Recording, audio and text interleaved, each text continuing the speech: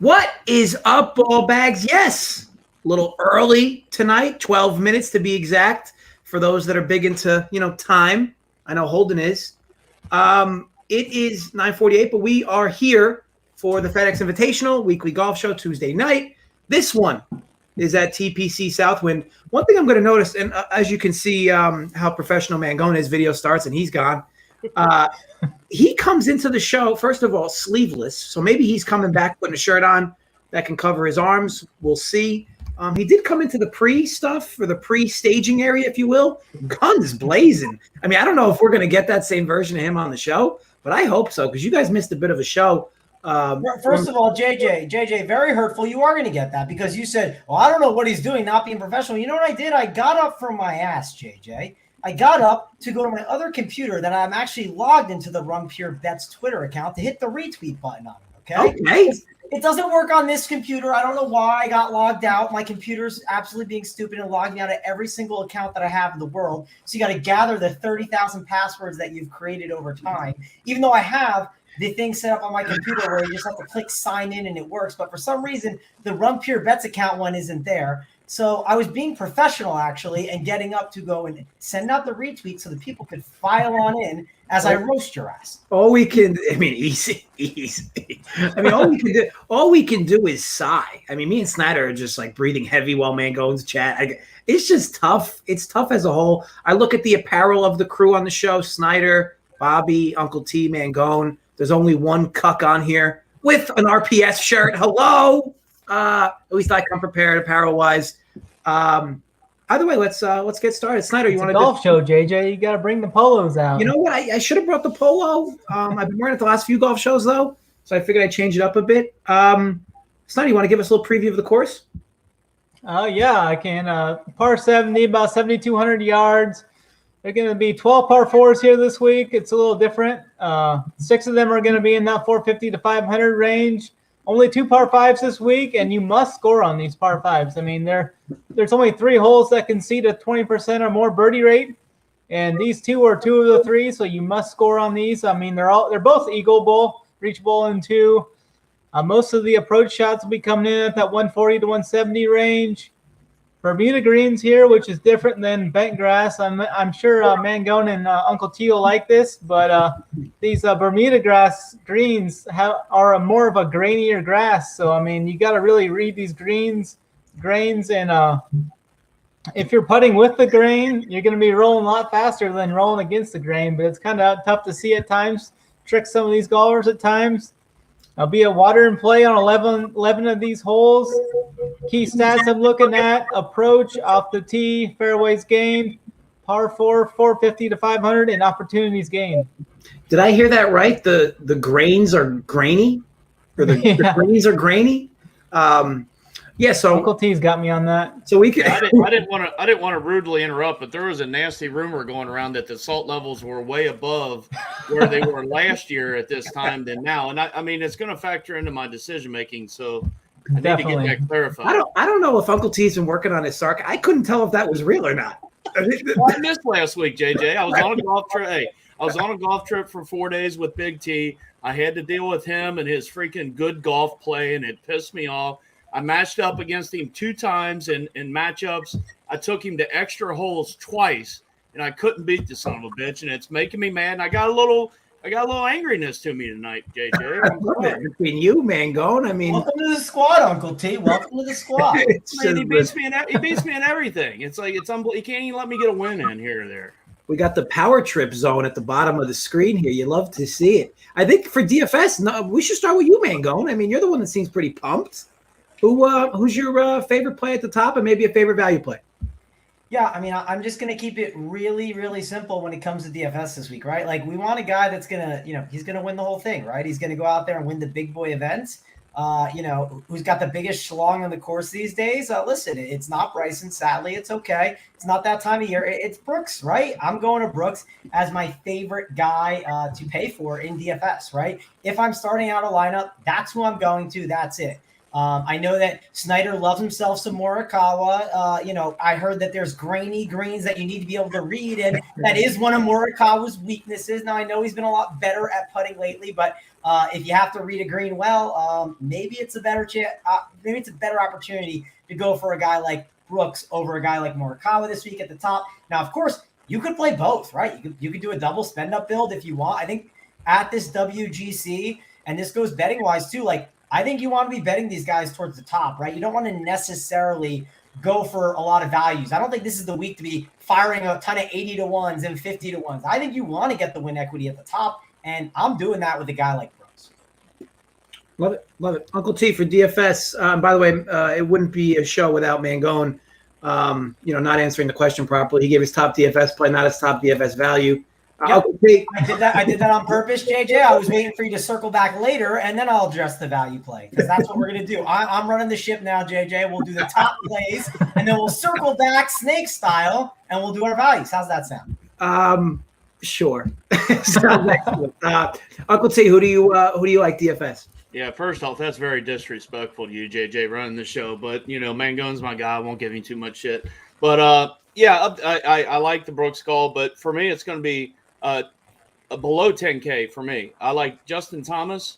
I think he's starting to figure it out now. I think he's starting to gain a little bit of momentum, and I think a win is coming. So I will go Justin Thomas. And were we doing the value? Did Mangone switch up the value, or we just? We're going to circle back, Uncle T. We're going to circle back. So Robert, Snyder, you give your top play, top DFS spend, then we'll circle it back around. Can we just Mangone's just like this, guys? We're just going to. All right. So who was next, Mangone? Sorry. Was it Bobby? Robert's giving his top guy, where he probably fires in with the top play of the week, right? The most expensive guy. Well, John Rahm's not playing his boy, so he can't pick him. No, I'm going with Brooksy, just like Mangone. I'm Mangone's coattails this week with Brooks. So Brooks is my guy. Okay. Snyder? So do I give 2 plays in Mangone? Or are we doing like an NFL snake style where I get 2 picks? Unless we're going to JJ. Is JJ hitting one off at the top too? Are you firing with some Cantlay? We gotta give JJ a couple picks there then. But I'm definitely with you guys on Brooks this week. I think he's going to win this event, but I'm definitely still like Morikawa too. I'm definitely going to have exposure to him. It's going to be Brooks and Morikawa at the top right there. But my favorite more so play in this 9K and above range is Daniel Berger. I mean, he ranks good in all the key stats I'm looking at this week. He's got great course history here. Ranks first in that proximity range of 150 to 175 that I'm looking at over the last 24 rounds. Just love how he's setting up here. I mean, looks like a great value. Awesome. So I guess this now goes to me. And look, why not go right back to Louis Oosthuizen, as Uncle T pronounces it. I'm a Louis guy. I've been a Louis guy. It's hard to not be a Louis guy. It feels like no matter what the pool is, the dude's always in the top 5. I mean, I don't know his exact price in DFS, but I assume he's somewhere in these top tiers. To me, how can you go wrong? Let the guy burn you one time. He hasn't burned anybody in like the last 3 months. Yeah, I like that call. He's been really good, and it's going to come crashing down at some point. But I agree. Until it does, I mean, his price is 9,600. He's the 8th, 9th price guy. It feels steep in a full field event, but his results have proven that he's worth it if you want to go there. I'm not going there this week, but I definitely get it. Mangone, do you approve or disapprove of Oosthuizen? I approve. I think it's fine. There's other guys I'd prefer. I was hoping you'd say Cantlay. The reason why is I know there's a lot of talk of him this week, and I don't know if Snyder wants to add some of like the reasons why people like him. I think it's worth discussing because he has a pretty nice price tag, and I think people are going to be playing him, right? People will play Berger too, but I think a lot of people are going to live in these 9K range with guys like Cantlay and Berger. And like no one's going to play a guy like Louis because of those 2 guys, right, Snyder? Yeah, I mean, I think it's really close there. I mean, you got Cantlay, Berger, Scheffler, and Casey all within $300 there. I think they all make for good plays in their own rights. And, yeah, Cantlay was trending back up in that good form. I mean, I think he sets up really well for this course with how it sets up with his game and such. And I'm only going to be able to play 2 or 3 of these 4 guys, though. So I'm going to have to make a cut on someone. And I'm definitely playing Berger. and I'm leaning towards Scheffler as my second guy. So, Mangone, your top value play is like sub 9K Cantlay? No, it's not. So that I wanted you to say him as your top guy. That's what I wanted to have happen. That was my hope. I do have my value, but let's go to Snyder. Let's see what his value play is. I got a couple love it, man. Mangone, you're circling the wagon. I'm very curious to hear because I think there's a lot of really good values. Like this week is like a really nice low 7K range, and I'm curious to hear what everyone says. I mean, I think a lot of different guys that we like are in this range to discuss. So I'm curious to hear what everyone says. What's Snyder got? Yeah, for my value play, I'm gonna go all the way to the bottom. We're gonna go to Mr. Herman there at the Stone Min 6K. I mean, he ranks first in fairways gained over these last 24 rounds. His solid proximity range of 150 to 175 is good. He plays these longer par fours really well. He's coming off 4 straight top 30 events, and the approach game has been trending upwards. He's hitting 75% of his greens in his last 3 events. And he showed birdie upside, making 15 birdies in his last 4 events as well, with a couple of eagles. So he's shown an eagle upside as well. Bobby, who's your value play DFS? I'm going to go Brian Harman, 7,500, right under Harris English. I think a lot of people are going to go to English. And I'm going to go to the RPS guy, Brian Harman. Hopefully he gets the job done for us. All right. Uncle T, who's your top value play? Yeah, love the Harman call, Bobby, to be quite honest with you. I really like that call a lot. I'm going to go just a little above it, and this is a guy that, as long as we've been doing these shows, which is, a couple months now for sure, it's a guy that I've not been on at all, and Robert's going to approve of this for sure, but I just feel like it's a good time to kind of hop on this guy.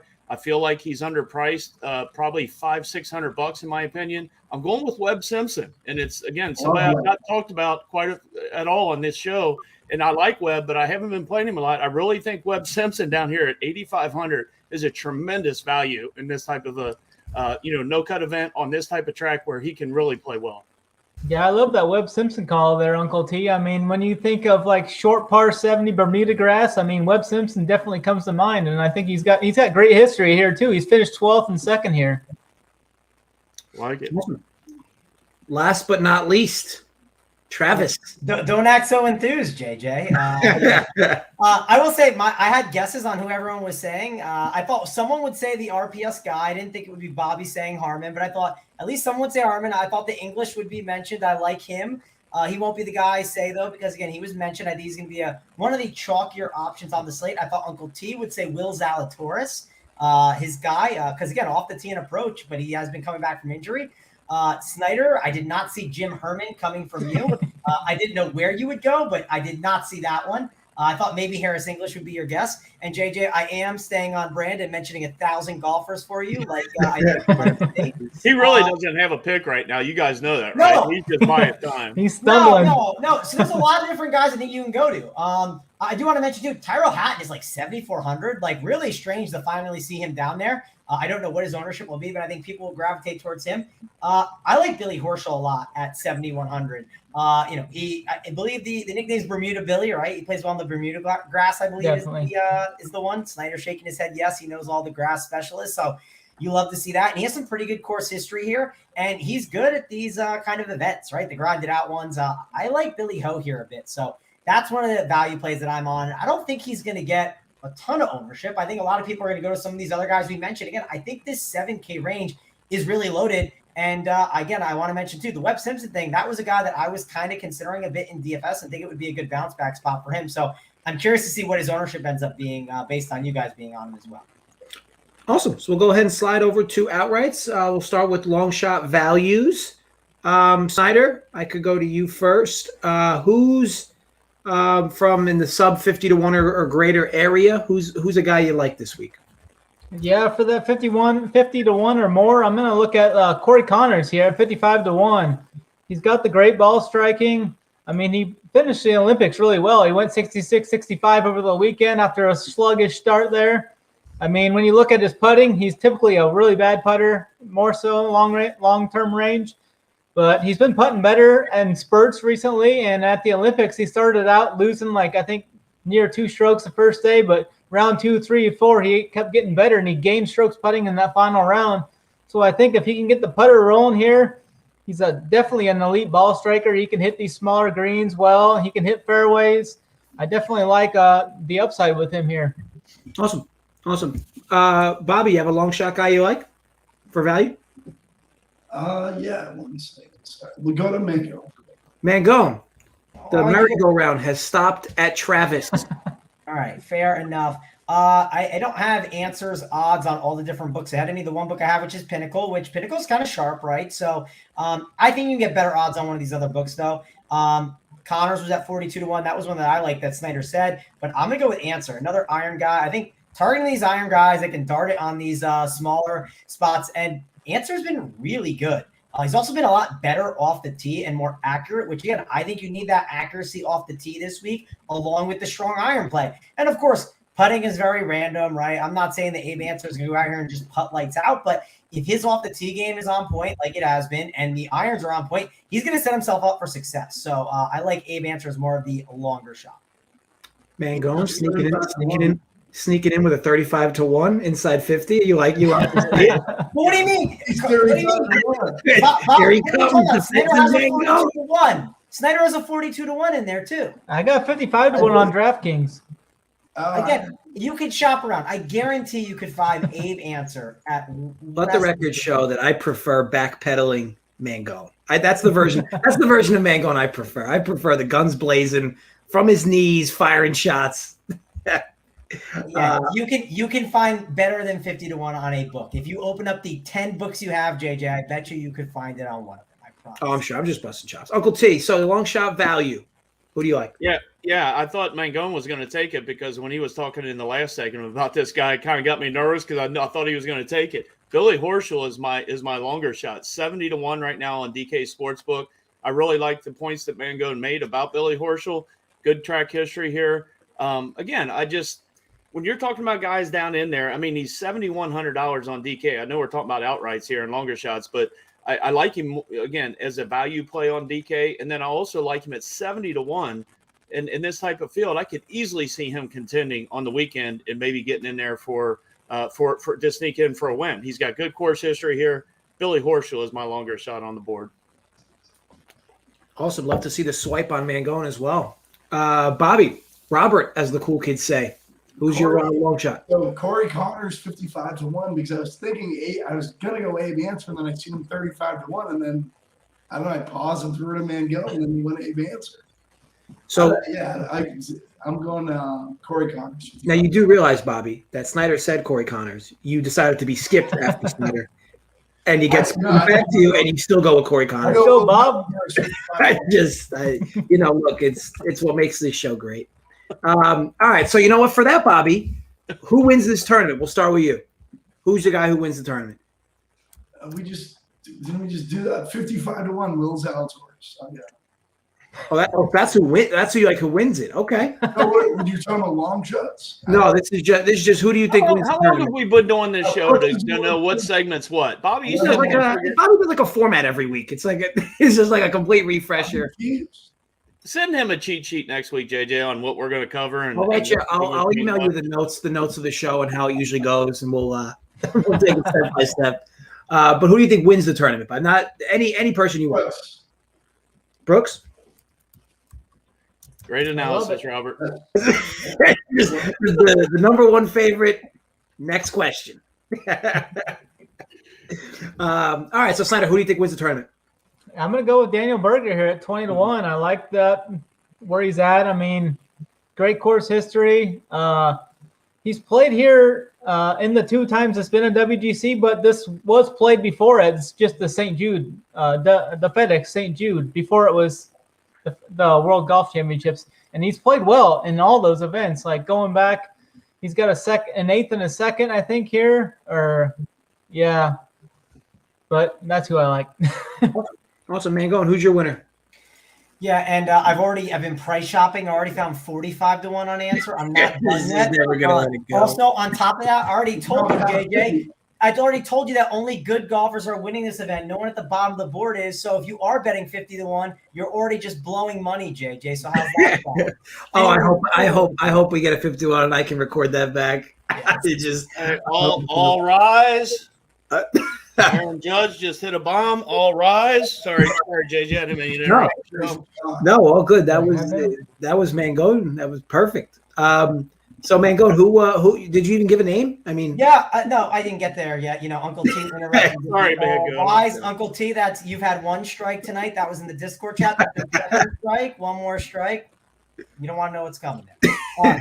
We'll go with Brooks though. I know Bobby picked him, but I think he really just takes it this week. I think he takes it down, and I get it, right? I might be taking the guy that's favorite, but that's who we're getting at the top, right? We got to like these guys. I talked about it last week. I said last week, JJ, I said for these medal event, you're going to get some really good odds on these guys at the top. And I feel the same way at the WGC. I think the cream rises to the top. I think you want to take guys, if you're building your betting card out, take like 2 to 4 guys up at the top.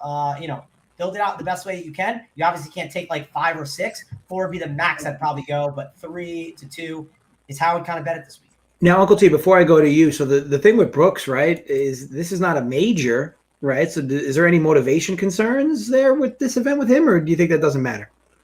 Well, these WG, if you want me to answer, these WGCs are just, I mean, they're not called majors, but price-wise, as far as total purse and, maybe notoriety and what they get, I mean, I guess you would say the 4 majors, the Players Championship, and then these World Golf Championships, JJ. You know what I mean? So these events are really, really important. So they are big events. So if that answers your question. Yeah, fair enough. So who do you think Brooks has really good course history here too. I mean, before this was a WGC, he owned this place. Since it's been a WGC, he's finished second and first in the 2 years he's been here as a WGC.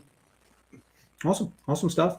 So, Uncle T, with that in mind, do you like Brooks as well, or are you going a different direction? Yeah, just to put a cap on it, we all, none of us know who everybody's taking before we come on this show every week. And full transparency, Brooks Koepka is my top guy above 10K this week. And I'm going to be pairing him, and I've already worked on some builds. I'm going to be pairing him in my DK builds with my winner this week is Justin Thomas. So I have worked on some builds with both Brooksy and JT, and with that value that we talked about earlier in the show, under 7K, and we really like how some of these guys down there are just because it's a full field, they're way underpriced. I'm going with JT as my winner, but I will be pairing him and Brooks together in DFS. Awesome. So we could slide over to top 20s. Mangone, I could start with you. Do you have a guy in mind, top 20? You can stay with the same names. There's no we're not picky here. If you like a guy, just ride him right throughout the whole show. Top 20, who do you like, Mango? Yeah, top 20. I mean, I do like Brian Harman. That's a guy that we've talked about. Brian Harman is probably a guy that he's been grinding it out all year long. With the smaller greens, right, around the green play can become more important, you can argue, and that's something that Brian Harman has been great at, right? These WGCs too, the ones that he grinds it out. He's someone that I'm going to want to be on. I love him at these type of events. So Brian Harman is definitely someone that I like here, and I think I'm going to keep riding out. Top 20-wise, I think he's a good pick. Awesome. That's plus 130. Uncle T, and go right to you. Top 20, who do you like this week? Yeah, I like Daniel Berger as far as a guy up top. I think he's minus 140 on DK Sportsbook for a top 20, but I'm going to go with a better value play in this segment this week. And I'm going to go all the way down to Robert McIntyre plus 275. We haven't talked about it in the whole show. I don't believe we have any of us have mentioned him, but plus 275 for Robert McIntyre to top 20. I think he's, plenty good enough to finish top 20. And that's a decent price there for him, plus 275. Bobby, you got a top 20 you like? Yeah, I like the Harmon call, like Bobby Mack. I'm gonna go Matt Jones plus 400. Mac Jones? Who the hell is that? Matt Jones. Like Mac Jones. All right. Matt Jones plus 400. I still don't know who that is, but may the odds be ever in your favor. That's actually probably a good thing, Bobby. Snyder, top 20. What do you like? Yeah, I like those guys. Those guys hit on, Harmon, English are right there. But I'm going to give the people more of a long shot here of a Euro guy. He's been playing well overseas. He's got good iron play. The driving accuracy's been there. He's had a couple of top 20s overseas here as of late. Aaron Rai, you can get him at plus 490. I think he might be that Euro guy that we always see in these WGCs, kind of spike here. I mean, I like his upside here for top 20 in this 70-person field. Snyder, so it's interesting that you brought that up here. And the reason I want to ask it, he's like 7K over on FanDuel, right? So if it was like him or a Jim Herman, right? Because on a site like FanDuel, which I play PGA over there, and some people do that might be listening. What's your take on like? I think you need to be playing one of these like lower 7K guys to jam in more win equity. Do you think it's Jim Herman over him, even Matt Jones, or Mac Jones as JJ heard? He's down there in that range. Do you think it's like Aaron Rai or Jim Herman? Which one do you think is a better value? That's close there. I think they're pretty close. I think it's more of a coin flip, but I definitely did look at that. I mean, I looked at a build where you could go Brooke on FanDuel. The pricing is just a joke over there. It's so soft. You can go Brooks, Morikawa, Webb Simpson, and Daniel Berger. You can fit all 4 of those guys in, and you can punt on 2 guys. You can go like that 1.7K, and I think you have like right around 7,900 to 8K left for that 6th golfer. So I definitely like that approach. Awesome. I did not expect that 2 of the top 20s will be guys I've never even heard of. So good for you. Good for you guys. Good for you. We can go to matchups as the final piece here. Who's a guy that you want to target based on, that you're almost like indifferent to who they play or who they're matched up against? You just feel confident they'll be able to win, based on guys that they're going to be bracketed with. And going to start with you, matchup guy that you want to maybe target, or even a matchup guy you want to fade. Yeah, so I just opened the matchups on DK, right? And one sticks out, right? And it's only a round 1 right here. Miles Brooks minus 140 against Scheffler, right? That just seems crazy. But that's probably because it's a round 1-1. But minus 140 seems wrong on a guy like Brooks being matched against Scheffler. But that's one that stuck out right away when I looked at it. I was like, that doesn't make a ton of sense there. Let's see. Going down the board here now, looking to see what matchups are out there. I like Brooks a lot. Do I want to bet him against like DJ and Berger? Probably not, right? A lot of the guys I see him against, I'm not in love with betting against. Louis Oosthuizen's even in there. So I don't know if I love a lot of them that I'm seeing with Brooks lined up right now. I see Corey Connors, who was a guy that was mentioned before. I like Corey Connors, and maybe I'll get my betting exposure now against Ian Poulter, right? I mean, I think Poulter's fine, and he could do well here, but I like Corey Connors way more than a guy like Ian Poulter at this kind of event. I know Poulter can struggle at times, so yeah, let's go with Corey Connors, minus 125 over Ian Poulter. Awesome. Uncle T, matchup. Anybody you want to target? You don't need to give a specific match. If you want to give one, that's great, but you could just maybe somebody you want to target for matchups. Yeah, I got a matchup I'll give you, but I'm definitely going to be targeting Justin Thomas. I just feel like he's got some good prices on the matchups. I won't go through each one, but I am going to be targeting Justin Thomas in the matchups on DK Sportsbook. I do also like down below the matchups with Billy Horschel, and that'll lead into the one I will give out here on the show, and it's Billy Horschel plus 115 over Tony Finau. I think this course sets up horribly for Tony Finau. He comes in poor form. It sets up much better for Horschel plus 115 in a matchup against Tony Finau. And then this guys I'm going to be going against, obviously Tony Finau will be one, and the other one up top will be Xander Schauffele. Awesome. Now, Finau was not somebody who got any reference on this show. I don't know if that's a good thing or a bad thing, because Robert, you are quite the Tony Finau guy. Actually not.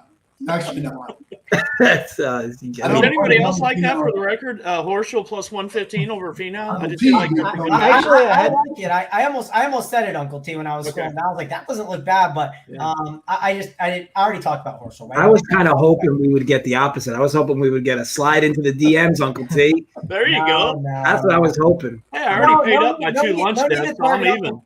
No need to target Uncle T unless he gives me a strike 3, right? Then we'll start looking to see what Uncle T needs to pay for. Right. I'm going to go Webb over Finau also. Course doesn't set up well for Finau. Sets up great for Webb. Webb's minus 140 over Finau on DK Sportsbook, so I'm going to go Webb. Snyder, matchup target? Yeah, I actually had 3 matchups wrote down, and 2 of the 3 were listed by both Mangone and Uncle T, so we're definitely right on pace there. We're seeing the same stuff. I'm going to look to target Colin Morikawa and Brooks Koepka on these matchups. You can get Morikawa at minus 120 versus Scheffler. I'll be looking to fade Scheffler as well, as I usually look to fade these guys coming off these big emotional wins.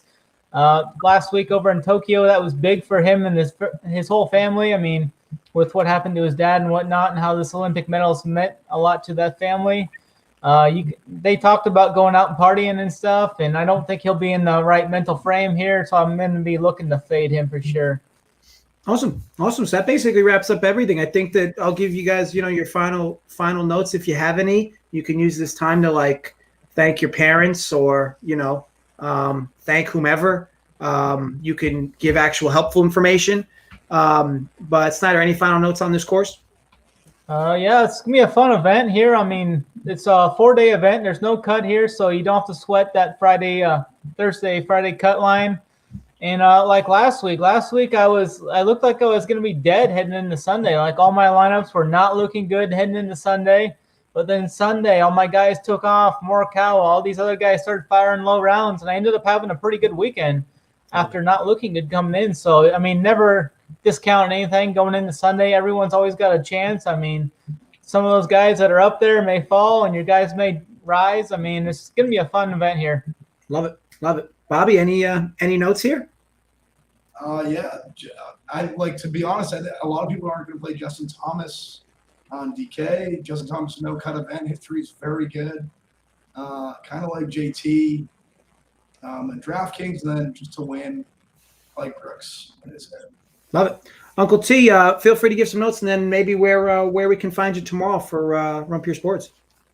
Yeah, non-golf related, JJ, I want to congratulate you on beating your old man, the Fax Man, and your little challenge there. You came from behind. You didn't sulk after you got behind. How many units, and you came through and you closed. So congratulations. You're gonna bring a tear to my eye. It's. I'm just saying. I'm hoping maybe you can buy the five of us, the panel, maybe a dinner one night with all those winnings that you got from your dad. So sure. Thought I'd throw that in there in case you said yes. You never know. Sure.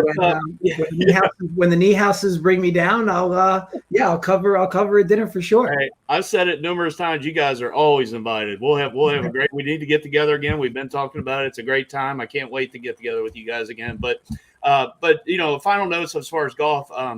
These weeks are fun from the standpoint of seeing a full field event and all the top players. But for me, I hate no cut events. That's just me personally. So. From a DFS standpoint, it takes a lot of the sweat out of it. It takes a lot of the, some of the strategy out of it, in my opinion. So I'm going to enjoy it. We're going to make some money, but I don't necessarily care for it as much. Next week, we got the Wyndham Championship where Snyder's boy, Jim Herman, is the defending champ. So next week, Snyder might have got him a week early. So he's going to be defending next week. But no, look forward to a good week and good luck to you guys.